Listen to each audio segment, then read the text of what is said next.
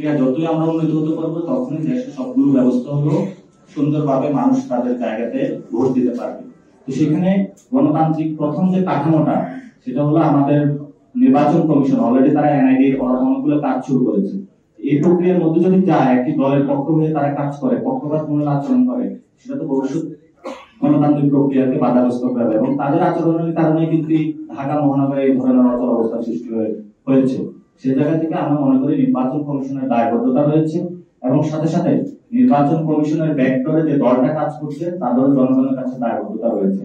আমরা 5 তারিখের আগে হাসিনার আমলে যে ধরনের ক্রিয়া কার্যকলাপ দেখেছি, সংস্কৃতি দেখেছি রাজনৈতিক, সেটা আমরা দেখতে চাই না। সেই জায়গা থেকে আমরা বলছি যাতে গণতান্ত্রিক প্রক্রিয়া উত্তরণ ঘটে। সে জায়গা থেকে আমরা কোনো পাল্টা অথবা এই ধরনের এনসিপি ভবিষ্যতে এই ধরনের কোনো রাজনীতি ইনশাআল্লাহ করবে না। আমরা গণতন্ত্র প্রক্রিয়াকে শক্তিশালী করার জন্য মাঠে নেমেছি।